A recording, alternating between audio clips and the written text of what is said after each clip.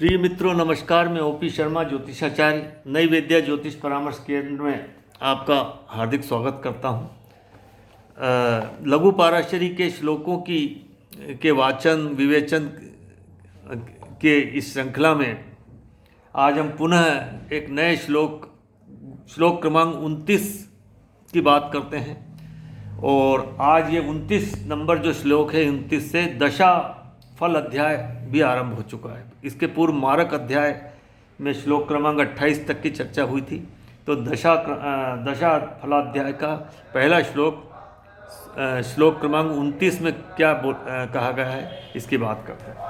तो ये जो श्लोक क्रमांक 29 है लघु पाराशरी का, उसमें ये कहा गया है कि कोई भी ग्रह अपनी दशा में और अपनी अंतर्दशा में अगर वो शुभ है तो शुभ फल नहीं देते, योगकारी हो तो योगकारी फल नहीं देते, और अशुभ हो तो अशुभ फल भी नहीं देते, अर्थात पूर्वानुसार फल ही दिए जाते हैं। तो ये श्लोक में कहा गया है। आगे क्या कहा गया है इसका हम बात करते हैं। सभी ग्रह अपनी महादशा की अपनी अंतर्दशा में जातकों को अपने आत्म भाव अनुरूप शुभाशुभ फल नहीं देते। ग्रह चाहे योगकारी हो तो अपनी अंतर्दशा में योगकारी फल नहीं मिलते, ग्रह चाहे शुभ हो तो भी अपनी अंतर्दशा में शुभ फल नहीं मिलते।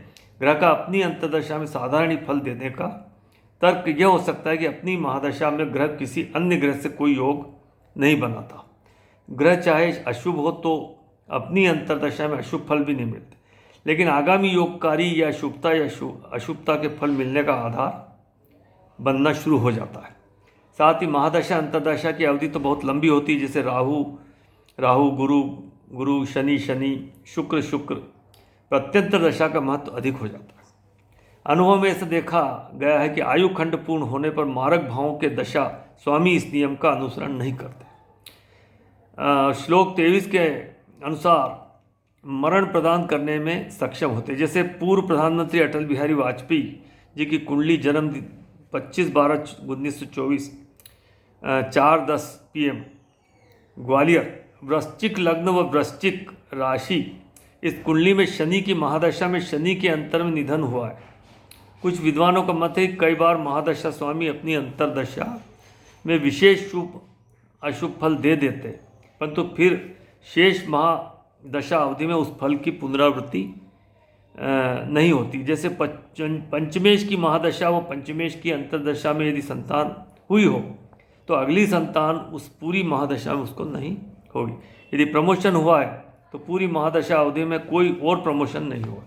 इसके अतिरिक्त ऐसी अनेक कुंडलियाँ सामने आई है जिनमें शादी और मृत्यु जैसी एक बार घटने वाली घटना इस दशा में घट जाती है। श्री अटल बिहारी वाजपेयी का उल्लेख हम इस श्लोक में कर चुके हैं। तो मित्रों, जो अगर कोई घटना घट जाती तो एक बार घटती है, शुभ घटना हो सकती है या अशुभ घटना। तो मित्रों, ये श्लोक क्रमांक 29 का हमने वाचन किया। इसके बाद अब श्लोक क्रमांक 30 ये क्या बोलता है ये हम बतलाते हैं। श्लोक क्रमांक 30, ये ग्रह अपनी से संबंधित ग्रहों की या सधर्मी ग्रहों की अंतर्दशा में अपने दशा फल देते हैं।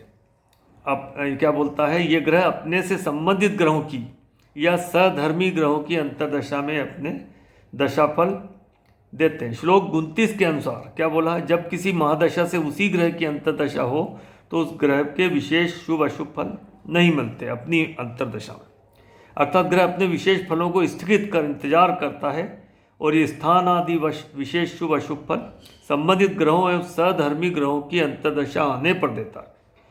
जिसे पहले कहा जा चुका है कि दशा फल के में महादशा मुख्य होती है और जो अंतर्दशा उसका आश्रय लेकर फल प्रदान करती है।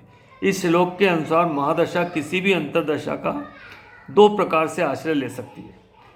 पहला तो संबंध, 2 ग्रहों के परस्पर संबंधों की विस्तृत व्याख्या श्लोक 14 के अंतर्गत की जा चुकी। सधर्मिता, जब 2 ग्रहों का एक ही धर्म या प्रकार, जैसे केंद्रेश योग कारक त्रिकोणेश त्रिषडाएश द्वितीयेश।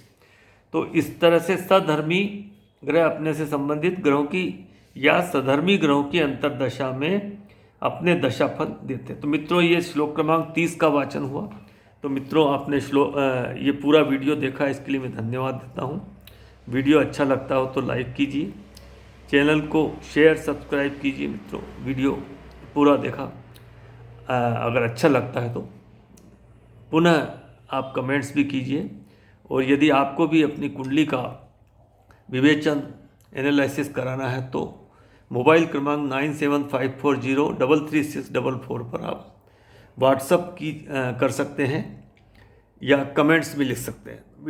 मित्रों नमस्कार।